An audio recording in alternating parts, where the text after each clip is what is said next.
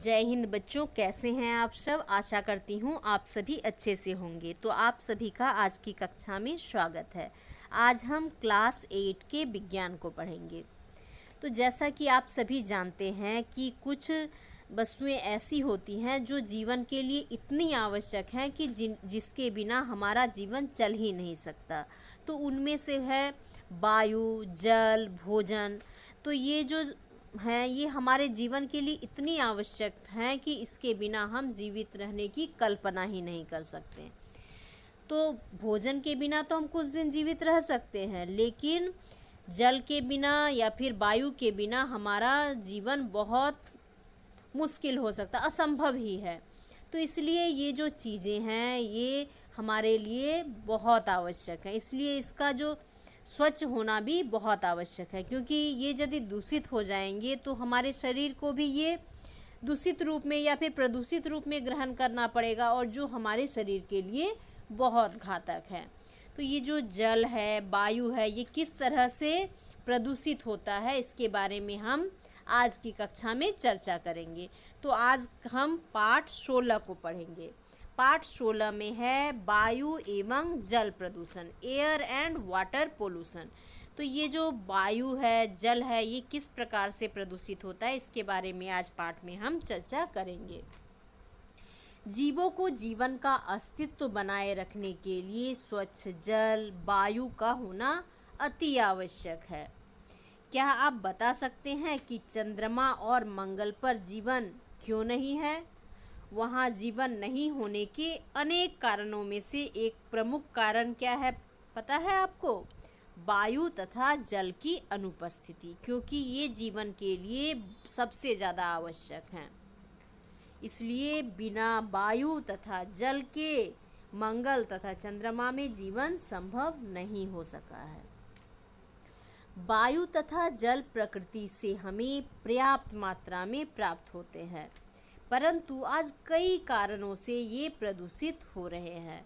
तो ये जो वायु है, जल है, ये तो हमको ऐसे ही मुफ्त में प्रकृति के द्वारा प्राप्त होता है, लेकिन वर्तमान समय में ये जो जल है और वायु है, इसमें इतना ज़्यादा प्रदूषण बढ़ गया है कि इसका शुद्ध रूप हमको प्राप्त नहीं हो पा रहा है। प्राकृतिक वातावरण में होने वाले अवांछित तथा हानिकारक परिवर्तन प्रदूषण कहलाते हैं, और यह परिवर्तन पर्यावरण के भौतिक, रासायनिक तथा जैविक घटकों के कारण हो सकते हैं। तो यह न सिर्फ सजीवों बल्कि निर्जीवों को भी बहुत ज़्यादा हानि पहुंचाते हैं। शहर हो या गांव हो, आज कमोबेश हर जगह इस समस्या से हम परेशान हैं, क्योंकि ये जो प्रदूषण है हर जगह समान रूप से फैल गई है।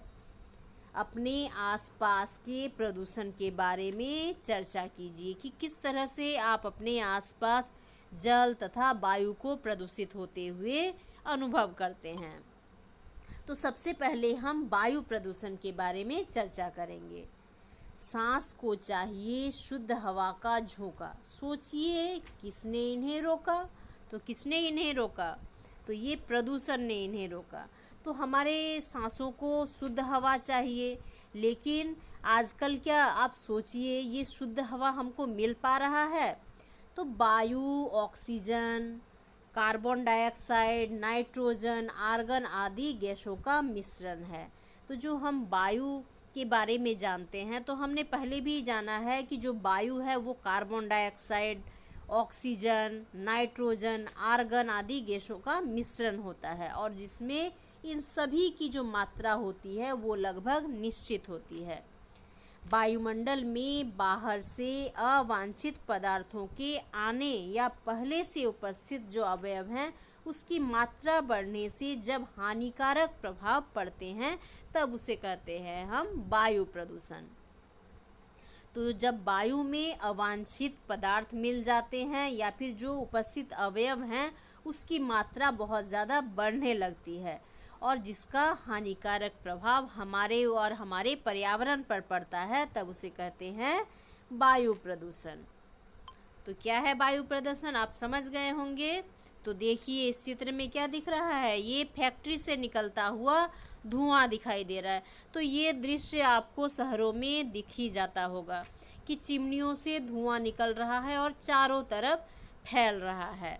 तो ये भी वायु प्रदूषण का एक कारण है। वायु प्रदूषण के कारकों को मुख्यतः 3 भागों में बांटा जा सकता है। तो किन किन भागों में बांटा जा सकता है? पहला है उत्पत्ति के आधार पर, दूसरा है पदार्थों की अवस्था के आधार पर और तीसरा है स्रोतों के आधार पर। तो सबसे पहले हम देखेंगे उत्पत्ति के आधार पर जो वायु प्रदूषण के कारक हैं। तो इस आधार पर वायु प्रदूषकों को 2 मुख्य भागों में विभाजित किया जा सकता है। तो किस किस भाग में विभाजित किया जा सकता है? एक है प्राथमिक प्रदूषक। पहला क्या है? प्राथमिक प्रदूषक। तो ये प्रदूषक किसी प्रतिक्रिया या क्रिया के फलस्वरूप सीधे उत्सर्जित होते हैं। जैसे जो ज्वालामुखी का विस्फोट होता है, तो जैसे ही विस्फोट होता है तो उससे जो निकलने वाले राख होते हैं या धुएं होते हैं या कोयला या तेल से जलने के बाद जो कार्बन डाइऑक्साइड गैस या फिर कार्बन मोनोऑक्साइड गैस बनता है, तो ये कैसा प्रतिक्रिया होता है? सीधे उत्सर्जित होता है।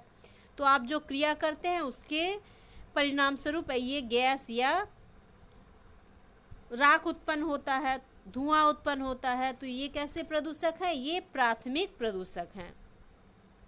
अब हम देखते हैं द्वितीयक प्रदूषक। तो जब प्राथमिक प्रदूषक आपस में या वायुमंडल के साथ प्रतिक्रिया करते हैं, तो जो प्राथमिक प्रदूषक हैं अभी जिसके बारे में हमने जाना, जैसे कार्बन डाइऑक्साइड या फिर कार्बन मोनोऑक्साइड या फिर जो ज्वालामुखी विस्फोट से जो धुआं निकलता है, तो वे हो गए प्राथमिक प्रदूषक। तो जब ये प्राथमिक प्रदूषक जो हैं वो आपस में या फिर वायुमंडल के साथ प्रतिक्रिया करते हैं, तो इस तरह के जो प्रदूषक निकलते हैं उसे द्वितीयक प्रदूषक कहते हैं। जैसे हो गया सल्फर ट्राइऑक्साइड, सल्फ्यूरिक अम्ल, नाइट्रिक अम्ल, रासायनिक धूल या कोहरा, ये क्या हो गए? द्वितीयक प्रदूषक। अब हम देखते हैं जो उसका दूसरा टाइप है, तो उसमें है पदार्थों की अवस्था के आधार पर। ये वायुमंडल में जो प्रदूषण हो रहा है वायु का, उसका दूसरा कारक है। क्या कारक है? कि पदार्थों की अवस्था के आधार पर। तो पहला क्या था? उत्पत्ति के आधार पर, दूसरा है पदार्थों की अवस्था के आधार पर।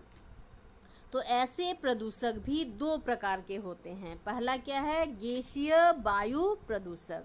तो ये सामान्य ताप और दाब पर गैसीय अवस्था में रहते हैं, जैसे कार्बन डाइऑक्साइड, नाइट्रोजन के ऑक्साइड, सल्फर के ऑक्साइड आदि।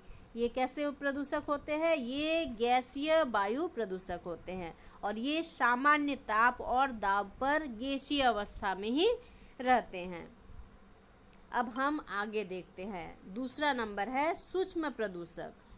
तो सूक्ष्म प्रदूषक क्या होते हैं? तो ये गैसीय अवस्था में नहीं होते हैं।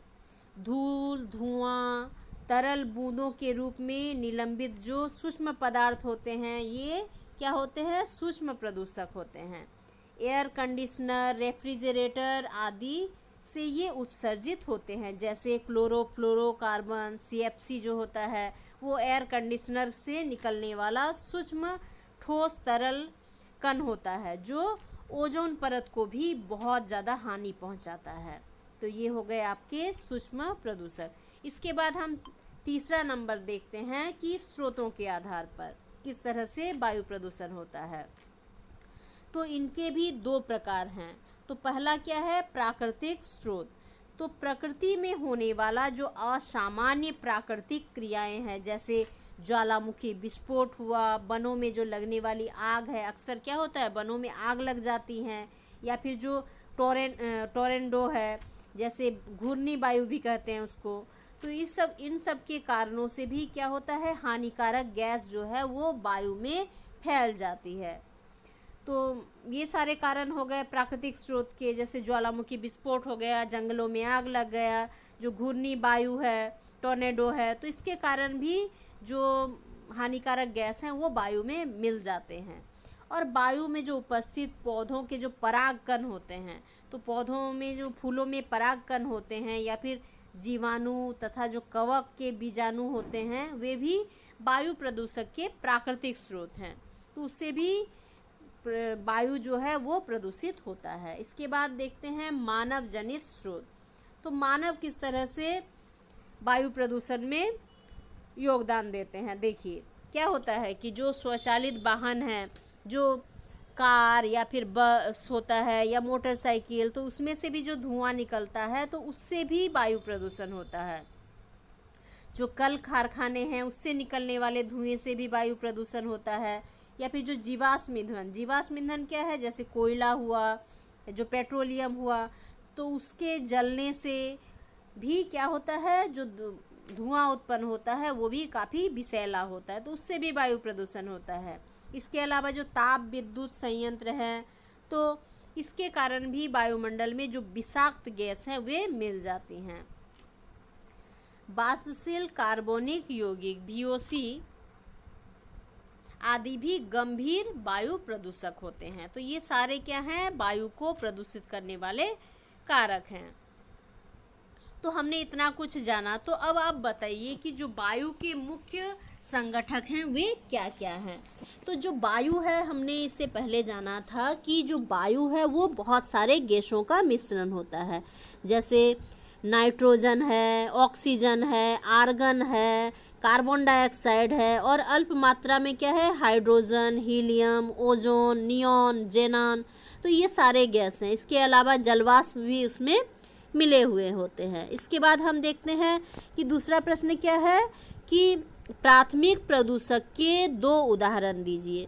तो प्राथमिक प्रदूषक के 2 उदाहरण क्या है कि जब ज्वालामुखी का विस्फोट होता है तो उससे निकलने वाले जो राख हैं, धुआं हैं, तो वो भी आ जाते हैं प्राथमिक प्रदूषक में। इसके अलावा क्या होते हैं, जो जीवाश्म ईंधन होते हैं, तो उसको जब जलाया जाता है, जैसे कोयला को जलाया जाता है, तो उसको जलाने से क्या होता है, कार्बन डाइऑक्साइड गैस या फिर कार्बन मोनोऑक्साइड गैस उत्पन्न होता है। तो ये जो उदाहरण है ये प्राथमिक प्रदूषक के उदाहरण है, ज्वालामुखी विस्फोट से निकलने वाला धुआं और कोयला के जलने से कार्बन डाइऑक्साइड या कार्बन मोनोऑक्साइड का बनना। इसके बाद नेक्स्ट क्या है, 3 नंबर देखिए, मानव जनित प्रदूषक क्या है। तो ऐसे प्रदूषक जो मानव द्वारा उत्पन्न किए जाते हैं, तो वे क्या है, मानव जनित प्रदूषक हैं। तो इनके 2 उदाहरण हम जानेंगे। तो क्या है, कल कारखानों का जो धुआं है या फिर जो स्वचालित वाहन है उससे निकलने वाला जो धुआं है, तो वो भी मानव जनित प्रदूषण के ही उदाहरण हैं। इसके बाद नेक्स्ट 4 नंबर में है कि निम्नलिखित प्रदूषक किस प्रकार के होते हैं। जो रासायनिक फ्यूम होते हैं या फिर सल्फर ट्राइऑक्साइड या कोहरा या परागकण जो हैं, ये किस तरह के प्रदूषक हैं। तो ये कैसे प्रदूषक हैं, ये हो गए आपके द्वितीयक प्रदूषक। तो इस तरह से आप ये सारे प्रश्न करेंगे। इसके बाद हम देखेंगे क्या है कि वायु प्रदूषण से होने वाले नुकसान। तो जो वायु प्रदूषक हैं उससे होने वाले जो नुकसान है उसके बारे में हम जानेंगे। तो आइए यह समझने का प्रयत्न करते हैं कि विभिन्न तरह के वायु प्रदूषक किस प्रकार नुकसान पहुंचाते हैं। तो ये जो प्रदूषक हैं वे हमको किस तरह से नुकसान पहुंचाते हैं, तो उसके बारे में हम थोड़ा चर्चा करेंगे। जैसे कार्बन मोनोऑक्साइड जो है, तो कार्बन मोनोऑक्साइड एक विषैली गैस है जो श्वास के द्वारा हमारे शरीर में पहुंचती है, क्योंकि वो क्या है, वायुमंडल में मिली हुई है, और जब हम सांस लेते हैं तो ये हमारे शरीर में पहुंच जाता है। और ये रक्त में जो ऑक्सीजन ढोने का क्षमता है, रक्त जो ऑक्सीजन को शरीर के अलग अलग भागों में ले जाता है, तो उसका जो क्षमता है वो उसको कम कर देता है, और ऑक्सीजन की कमी से हमारे शरीर में घातक असर हो सकता है। और अधिक मात्रा में यदि कार्बन मोनोऑक्साइड हम ग्रहण कर लें तो क्या होगा, मनुष्य की मृत्यु भी हो सकती है। इसलिए ये जो कार्बन मोनोऑक्साइड गैस है ये बहुत ही विषैली गैस है, और इससे मनुष्य को बहुत ज़्यादा नुकसान भी हो सकता है। इसके बाद जो नेक्स्ट प्रदूषक हैं वो है कार्बन डाइऑक्साइड। तो कार्बन डाइऑक्साइड क्या हो रहा है, लगातार इसका वृद्धि हो रहा है, क्योंकि हम ऑक्सीजन ग्रहण करते हैं और कार्बन डाइऑक्साइड छोड़ते हैं। तो जनसंख्या वृद्धि के साथ ही कार्बन डाइऑक्साइड की जो मात्रा है उसमें भी वृद्धि हो रहा है। इसकी निरंतर वृद्धि से पौधाघर प्रभाव ग्रीन हाउस इफेक्ट या विश्व तापन ग्लोबल वार्मिंग में वृद्धि हो रही है। तो जो ताप है उसमें वृद्धि हो रही है कार्बन डाइऑक्साइड के अधिक उत्सर्जन से, उसके जो मात्रा है उसमें वृद्धि होने से। तो इसके कारण जो ध्रुवीय हैं, हमारे पोल हैं, वहाँ के जो हिमखंड हैं, ग्लेशियर हैं, वो क्या हो रहे हैं, धीरे धीरे पिघलने लगे हैं ताप वृद्धि के कारण, इसी ग्लोबल वार्मिंग के कारण। और साथ ही जो समुद्र का जलस्तर है उसमें भी वृद्धि होने लगी है और जलवायु परिवर्तन की भी समस्या उत्पन्न होने लगी है। तो क्या क्या दिक्कत आ रहा है कार्बन डाइऑक्साइड से? इससे green house effect, global warming हो रहा है, जो ध्रुव में जो हिमखंड है, बर्फ के खंड है, वो पिघलने लगे हैं, और जो समुद्र का जल स्तर है उसमें वृद्धि होने लगा है, और जो जलवायु परिवर्तन हो रहा है उसमें भी समस्या उत्पन्न हो रहा है। तो बहुत तरह की समस्याएं उत्पन्न हो रही है कार्बन डाइऑक्साइड के कारण। इसके बाद है सल्फर के ऑक्साइड। तो जो सल्फर के ऑक्साइड हैं उसमें भी बहुत सारा नुकसान हमको झेलना पड़ रहा है, हमारे पर्यावरण को भी नुकसान झेलना पड़ रहा है और जीवों को भी नुकसान झेलना पड़ रहा है। तो सल्फर डाइऑक्साइड गैस को श्वास में ग्रहण करने से दमा, ब्रोंकाइटिस जैसी बीमारियां होती है, और यह जो गैस है ये इतना खतरनाक है कि इसका ये क्षमता है कि ये हमारे फेफड़े को स्थायी रूप से क्षतिग्रस्त कर सकता है। सल्फर के ऑक्साइड जो हैं वो वायुमंडल में जो जलवाष्प उपस्थित हैं तो उससे साथ वो मिलकर सल्फर के अम्ल का निर्माण करता है, और ये जो सल्फर का अम्ल है तो ये क्या करते हैं, जब बारिश होता है तो बारिश के साथ वो पृथ्वी पर आ जाते हैं, और इसी के कारण ही अम्लीय वर्षा होती है। और ये अम्ल वर्षा के कारण बहुत क्षति होती है। यदि बाहर कपड़े सूख रहे होंगे और अम्लीय वर्षा हो रही तो वो भी नष्ट हो जाएंगे। तो अम्लीय वर्षा के कारण हमारे ताजमहल को भी बहुत ज़्यादा क्षति हो रही है। अब हम देखते हैं नेक्स्ट जो प्रदूषक है वो है नाइट्रोजन के ऑक्साइड। तो ये भी वायुमंडल में उपस्थित जो जलवाष्प है उसके साथ नाइट्रोजन के अम्लों का निर्माण करता है, और ये अम्ल भी वर्षा जल के साथ मिलकर अम्ल वर्षा का रूप ले लेते हैं। तो ये भी क्या होते हैं, बरसात के साथ मिलकर अम्ल वर्षा कराते हैं। तो नाइट्रोजन मोनोऑक्साइड भी रक्त में ऑक्सीजन की जो वाहन क्षमता है उसको कम कर देता है। जैसे कार्बन मोनोऑक्साइड के कारण क्या हो रहा था कि रक्त में जो ऑक्सीजन वहन का क्षमता है वो कम हो जा रहा था, तो उसी प्रकार से नाइट्रोजन मोनोऑक्साइड के कारण भी रक्त में जो ऑक्सीजन ढोने का क्षमता है वो कम हो जाता है, और इस तरह के ऑक्साइड आँखों में जलन और स्वास्थ्य संबंधी रोग भी उत्पन्न करते हैं। इसके बाद जो नेक्स्ट प्रदूषक है वो है धुआं। तो धुएं में ठोस तथा तरल दोनों प्रकार के सूक्ष्म कण होते हैं, और इसमें कई हानिकारक गैसें भी रहती है। तो जाड़े के दिनों में जो औद्योगिक क्षेत्र होते हैं जहाँ बहुत ज़्यादा कारखाना वगैरह रहता है तो वहाँ धुआं और कोहरा आपस में मिलकर धूम कोहरा बना देते हैं। धुआं तो रहता ही है, साथ ही में जो कोहरा रहता है तो दोनों मिल जाते हैं और धूम कोहरा बन जाता है। तो इससे दमा, खांसी, गले की खरखराहट महसूस होती है, और दृश्यता में भी कमी आती है कि देखने की जो क्षमता है उसमें भी कमी आती। तो इस समय क्या होता है, बहुत ज़्यादा एक्सीडेंट भी होता है, क्योंकि धूम कोहरा जब फैला रहता है तो हम काफ़ी कम दूरी तक देख पाते हैं, और जिसके कारण सड़क में वाहन दुर्घटना की भी आशंका बढ़ जाती है। बहुत ज़्यादा एक्सीडेंट होता है क्योंकि आगे से आती हुई जो वाहन है, गाड़ी है, वो दिखाई नहीं देती है। इसके बाद है एरोसोल। तो वायुमंडल में निलंबित जो ठोस सूक्ष्म कण है या फिर तरल कण है, इसके बादल को क्या कहते हैं, एरोसोल कहते हैं। वायुमंडल में जो निलंबित, वायुमंडल में फैले हुए हैं कुछ सूक्ष्म ठोस कण, कुछ तरल कण, तो ये जो ठोस छोटे कण या फिर तरल कण है इसके जो बादल हैं तो इसको कहते हैं एरोसोल। तो क्लोरोफ्लोरोकार्बन भी एक ऐसा ही एरोसोल है, और इसके उत्सर्जन से कहाँ से होता है, फ्रिज से, एयर कंडीशनर जो है उससे होता है, तथा एरोसोल है जो किसका कारण, क्लोरोफ्लोरोकार्बन का। इसके बाद हम आगे देखते हैं, ये देखिए क्या है, यहाँ ओजोन छिद्र जो है उसको दिखाया गया, किस तरह से जो ओजोन छिद्र है वो बढ़ता जा रहा है। तो हमारे वायुमंडल में एक लेयर है जो ओजोन लेयर है, वो क्या करता है, जो सूर्य की जो पराबैंगनी किरण है, जो क्षतिग्रस्त बहुत तेज़ किरणें होती जो हमारे शरीर को क्षति पहुंचा सकती है, तो उस किरणों को वो रोकने का काम करता है, वो ओजोन परत।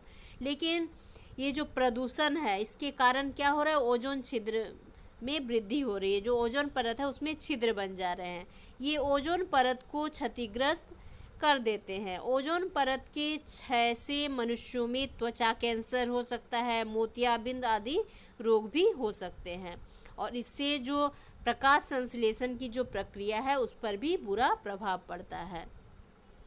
तो ये क्या करते हैं, जो हानिकारक किरणें हैं सूर्य की उसको रोकने का कार्य करते हैं ओजोन लेयर। लेकिन जब इसमें छिद्र हो जाता है तो वे जो किरण है वे सीधे पृथ्वी तक आ जाते हैं, और यदि ये हमारे शरीर को स्पर्श करें तो हमको त्वचा कैंसर हो सकता है। तो कितने खतरनाक हैं सोचिए।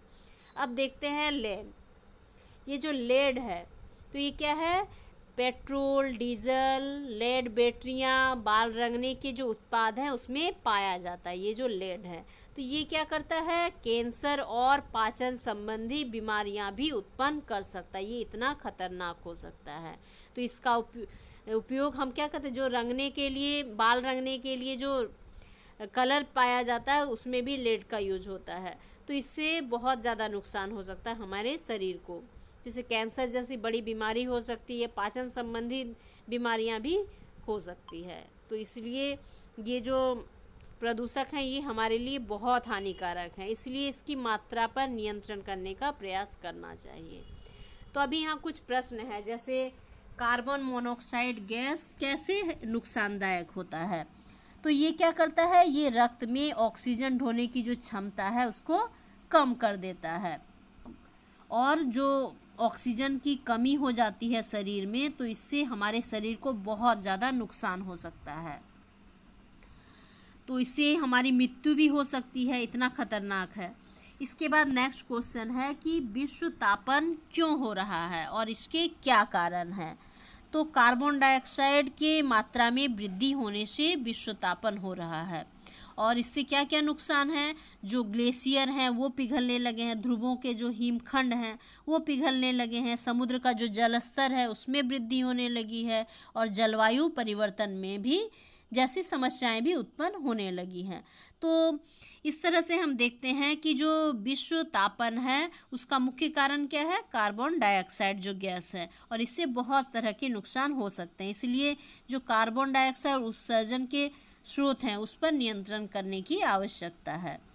इसके बाद नेक्स्ट क्वेश्चन है कि सल्फर के ऑक्साइड प्रदूषण को कैसे बढ़ावा देते हैं।